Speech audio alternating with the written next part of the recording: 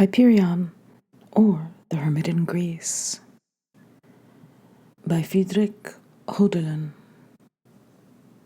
Page 88. Hyperion to Bellarmine. Life has great hours. We gaze up at them as at the colossal figures of the future and of antiquity. We find a glorious fight with them, and if we hold our own against them, they become like sisters and never forsake us. Once we were sitting together on our mountain, on a stone of the city that anciently stood on this island. We were talking together of how the lion Demosthenes found his end here, how by a sacred self-sought death, he, here, made his way out of Macedonian chains and daggers to freedom. That glorious spirit departed from the world with a jest, cried one. Why not? I said. There was nothing left for him here. Athens had become Alexander's whore, and the world was being chivied to death like a hart by the great huntsman. Oh, Athens, cried Diotima. I have more than once mourned when I looked out hither, and the phantom of the Olympian rose before me from the blue twilight. How long a crossing is it? I asked. A day's journey, more or less, answered Diotima. A day's journey, I cried, and I have not yet been there. We must go across together at once. Indeed, yes, cried Diotima. We shall have a calm sea tomorrow, and everything is still in its time of greenness and ripeness. The eternal sun and the life of the immortal earth are essential for such a pilgrimage. Tomorrow, then? I cried, and our friends assented. We started early. The cocks were still crowing as we passed out of the roadstead. The world shone fresh and bright, and so did we. In our hearts was the golden peace of youth. The life in us was like the life of a newborn ocean island, with its first spring just beginning. Under Diotima's influence, my soul had long since attained more equipoise. Today I felt this with threefold clarity, and my dispersed and roving powers were all concentrated in one golden mean. We talked of the excellence of the ancient Athenians, of whence it arose and in what it consisted.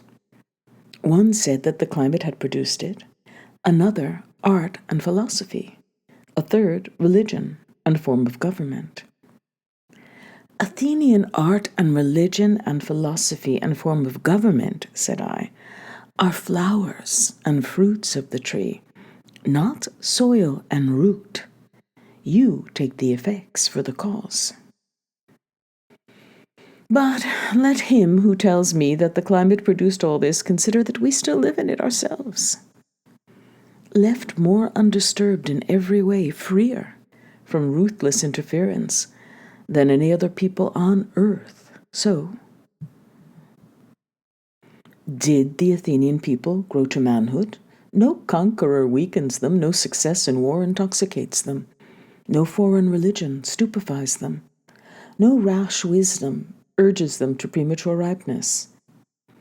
Left to itself, like the forming diamond, such is their childhood. Almost nothing is heard of them until the times of Pisistratus and Hipparchus. They took but a small part in the Trojan War, which, as in a forcing house too early, heated and stimulated most of the Greek peoples.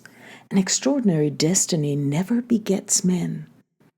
The sons of such a mother are great, are giants, but they never become beings of beauty, or what is the same thing, men, or else not until late, when the opposing forces in them battle too savagely not to make peace at last. In exuberant vigor, Lacedaemon rushes ahead of the Athenians, and for that very reason would have dissipated and dissolved itself, had not Lycurgus come, and for all its overweening nature, held it together by his discipline, From then on, everything in the Spartan was an achievement. Every excellence was laboriously conquered, bought at the price of conscious effort. And if in a certain sense we can speak of Spartan simplicity, still, the true simplicity of the child was completely lacking in them. The Lacedaemonians, too early, transgressed the order of instinct. They degenerated too soon. Hence, discipline, too, had likewise to begin for them too early. For every discipline and art begins too early when man's nature has not yet become mature. Nature must have developed to perfection in the human child before he goes to school, so that the image of childhood may show him the way back from school to the perfection of nature. The Spartans forever remained a fragment, for he who was not once a perfect child is hard put to it to become a perfect man. It is true, too, that heaven and earth did their part for the Athenians, as for all the Greeks, gave them neither poverty nor superfluity. The rays of heaven did not fall on them like a rain of fire. Earth did not pamper them, intoxicate them with caresses and excessive gifts, as the foolish mother sometimes does elsewhere. To add to this came Theseus's prodigious act, his voluntary limitation of his own royal power. Oh, such a seed sown in the hearts of the people cannot but bring forth an ocean of golden ears. And even at this late hour, it still visibly operates and flourishes among the Athenians. I say it again, that the Athenians grew up so free from every kind of ruthless interference, on so moderate a diet. It was this that made them so outstandingly excellent, and only this could do it. Leave the human being undisturbed from the cradle on. Do not force him out of the close-wrapped bud of his being, the small house of his childhood. Do not too little, lest he make shift without you, and hence distinguishes you from himself. Do not too much, lest he feel your power or his own, and hence distinguishes you from himself. In short, let him not learn until late that there are men, that there is something outside of himself, for only thus will he become man. But man is a god as soon as he is man, and once he is a god, he is beautiful. How strange, cried one of our friends. You have never yet spoken so deeply from my soul, cried Diotima. It comes to me from you, I answered. It is so that the Athenian was a man, I continued, and so he could not but become a man. Beautiful, he came from nature's hands, beautiful in body and soul, as the saying goes. The first child of human, of divine beauty, is art. In art, the divine man rejuvenates and repeats himself. He wants to feel himself, therefore he sets his beauty over against himself. Thus did man give himself his gods. For in the beginning man and his gods were one. When unknown to itself, eternal beauty was. I speak mysteries, but they exist. The first child of divine beauty is art. Thus it was among the Athenians. Beauty's second order is religion. Religion is love of beauty. The wise man loves beauty herself, eternal, all-embracing beauty. The people love her children, the gods, who appear to them in multifarious forms. So it was, too, among the Athenians. And without such a love of beauty, without such a religion, every state is a dry skeleton without life and spirit. All thought and action is a tree without a top, a column whose crown has been cut off. That this was indeed the case among the Greeks, and especially the Athenians, that their art and their religion were the true children of eternal beauty, perfect human nature, and could only spring from perfect human nature, is clearly apparent if we will but look with unprejudiced eyes at the productions of their sacred art and at the religion with which they loved and honored them. Shortcomings and false steps are to be found everywhere, and hence here too. But it is certain that even so, in most of the productions of their art we find man in his maturity. Here there is neither the pettiness nor the callosity of the Egyptians and the Goths. Here there is human intelligence and human proportions.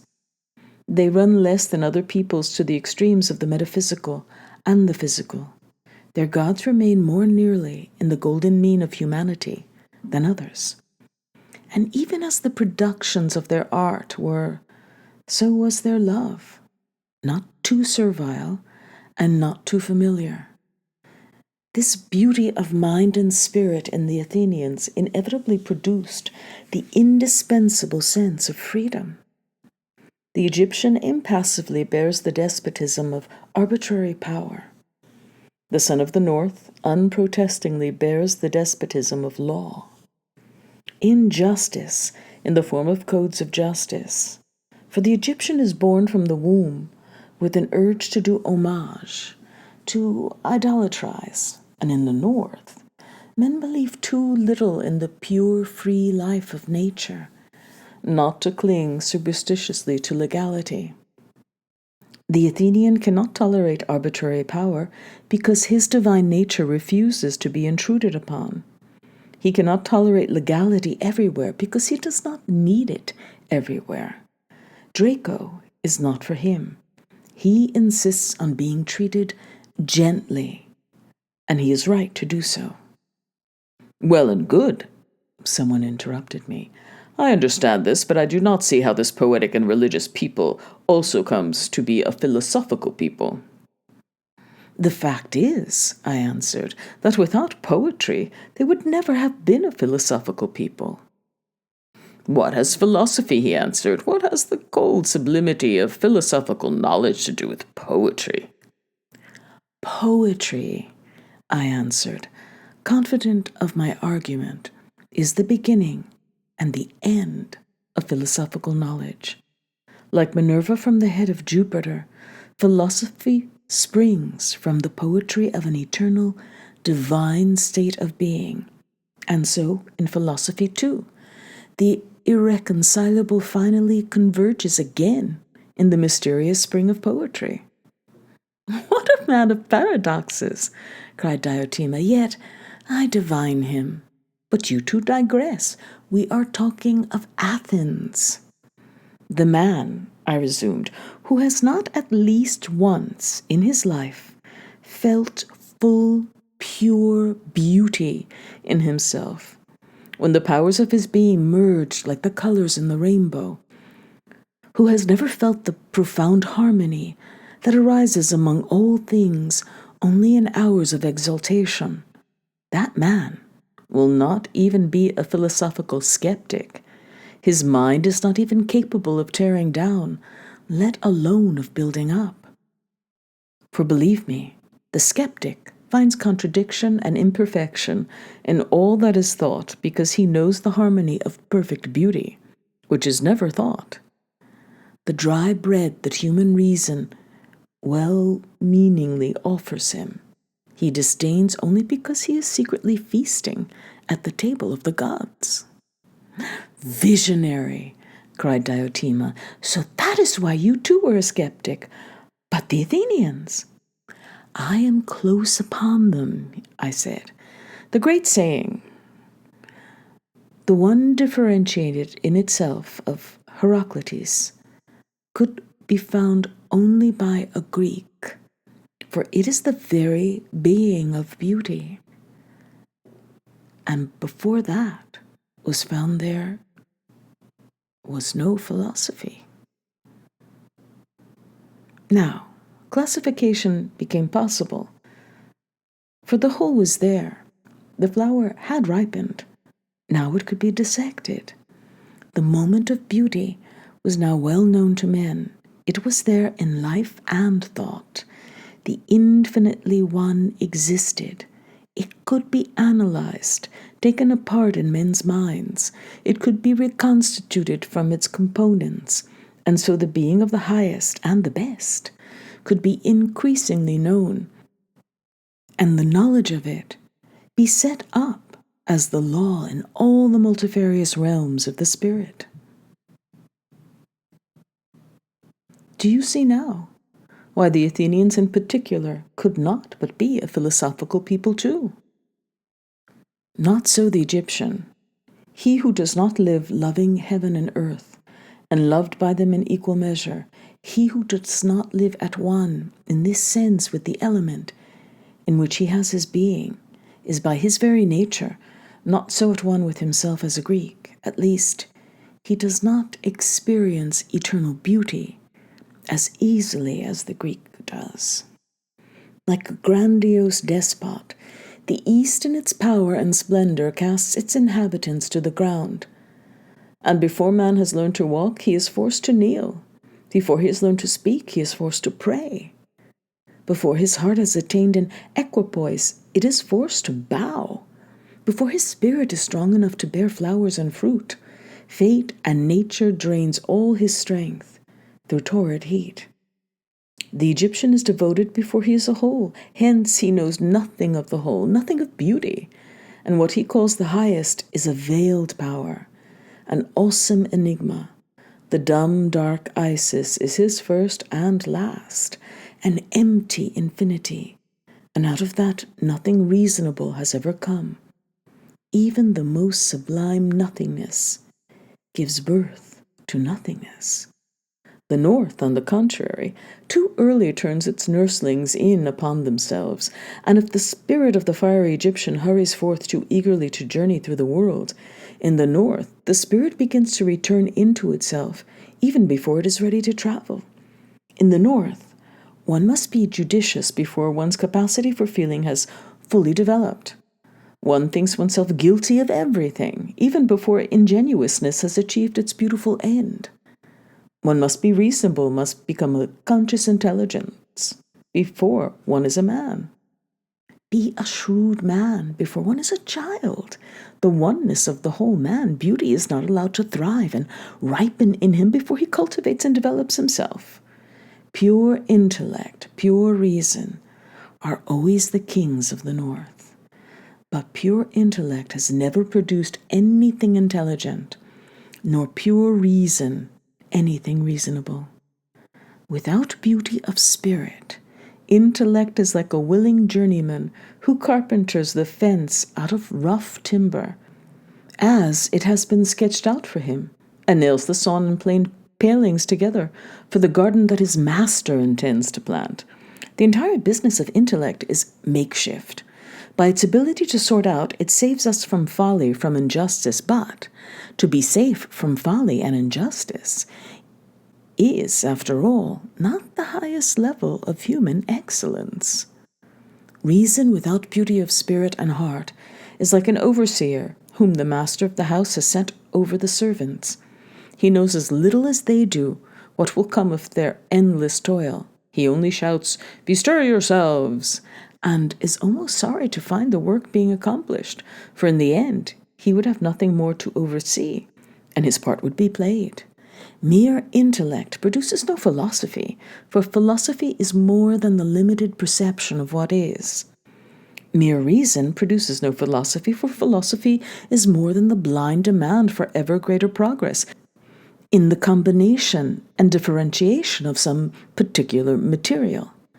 But once the light of the divine, which is struggling reason's ideal of beauty, shines out, it does not demand blindly. It knows why and to what end it demands. If the sun of the beautiful shines for intellect at its work, as a May day shines into the artist's workshop, it does not go running out and leave its work of makeshift unfinished, though it thinks fondly of the holiday when it will rove abroad in the rejuvenating light of spring. Thus far had I discoursed when we landed on the shore of Attica.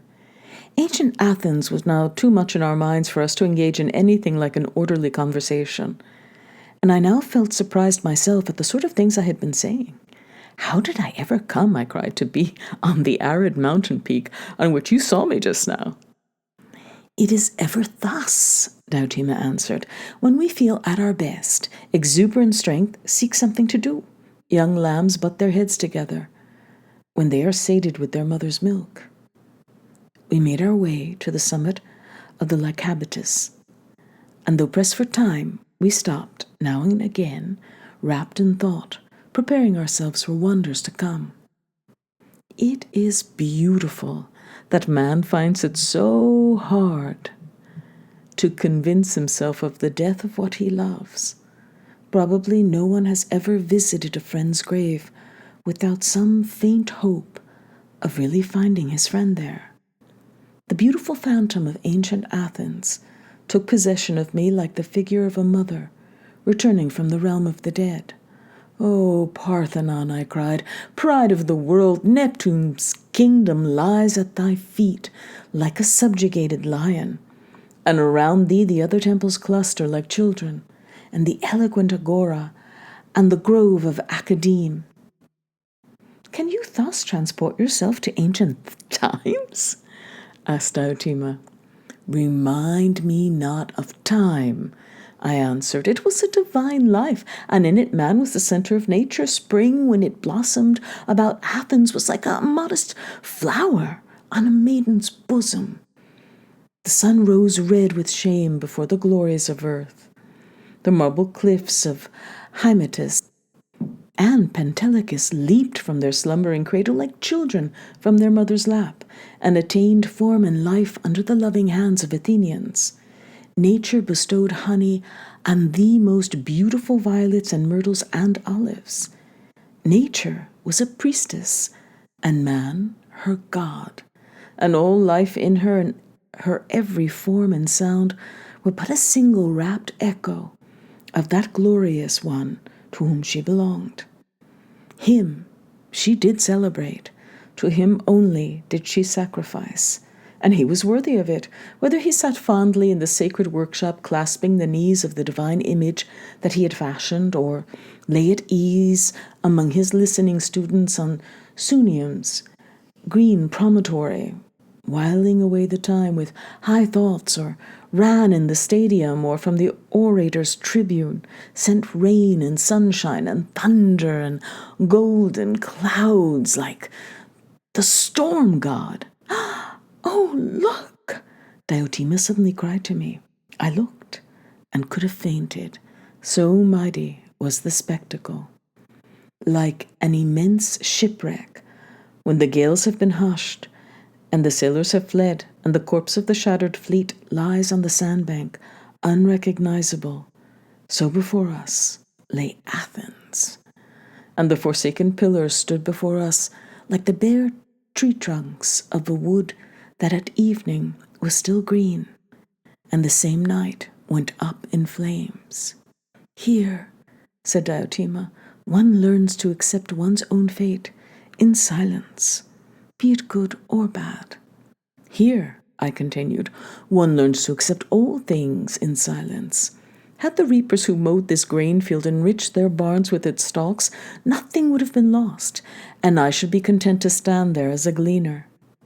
But who was the gainer?" "The whole of Europe," answered one of our friends. "Ah, yes," I cried, "they have dragged away the columns and statues and sold them to one another. They have put no small price on those noble forms, for their rarity, as one prizes parrots and monkeys." "Say not so," the same man answered. If it is indeed true that the spirit of all that beauty is not among them, it is because it could not be carried away, could not be bought." "Yes," I cried, "yes, that spirit had perished even before the destroyers descended on Attica. Not until houses and temples have been deserted do the wild beasts dare to venture into gateways and streets." "For him that possesses that spirit," said Diotima consolingly, Athens still stands like a blossoming fruit tree. The artist can easily restore the torso for himself. The next morning we set out early, saw the ruins of the Parthenon, the site of the ancient theatre of Dionysus, the temple of Theseus, the 16 still standing pillars of the divine Olympian. But what struck me most was the ancient gate that in times past afforded passage from the old city to the new, where once 1,000 beautiful men and women must have greeted each other in a single day. Now the gate gives passage to neither the old nor the new city. It stands there, silent and empty, like a dried-up fountain from whose conduits clear, cool water once jetted with a welcoming plash. "Ah," said I, as we walked about, "fate makes brave sport here, throwing down temples and giving their shattered stones to children to play with, turning disfigured gods into benches before peasants' huts, and tombs into resting places for pasturing cattle. Such prodigality is more royal than Cleopatra's whim of drinking the dissolved pearl. But alas for all that beauty and greatness." "Dear Hyperion," cried Diotima, "it is time for you to go from here. You are pale, your eyes are tired, and you seek in vain to sustain yourself with new thoughts. Come out where it is green, out among the colors of life. That will do you good." We went out into the nearby gardens. The others, having fallen into talk with 2 English scholars who were reaping a harvest from the antiquities of Athens, were not to be budged.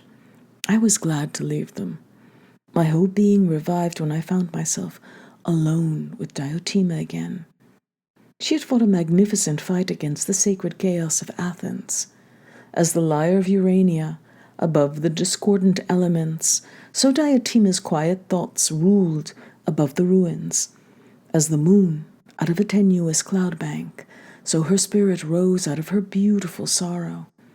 The divine maiden stood there in her grief, like the flower that breathes forth its loveliest perfume in the dark of night. We walked on, and, at last, had not walked in vain. Oh, ye groves of Angele, where the olive tree and the cypress, whispering together, cool each other with pleasant shade, where the golden fruit of the lemon tree glimmers from among dark leaves, where the swelling grape grows luxuriantly on the stake, and the ripe bitter orange lies by the wayside, like a smiling foundling.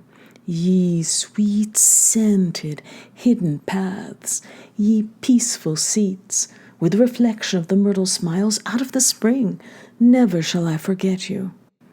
Diotima and I walked about for a while under the glorious trees, until we came upon a bright open expanse. Here we sat down. There was a blissful silence between us.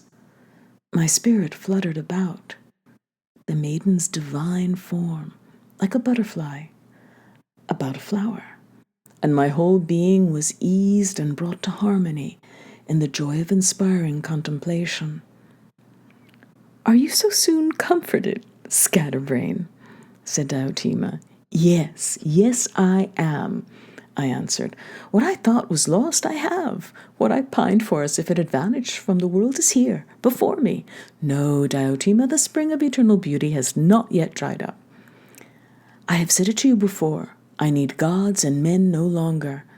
I know that heaven is desolate, depopulated, and that earth, which once overflowed with beautiful human life, is become almost like an anthill.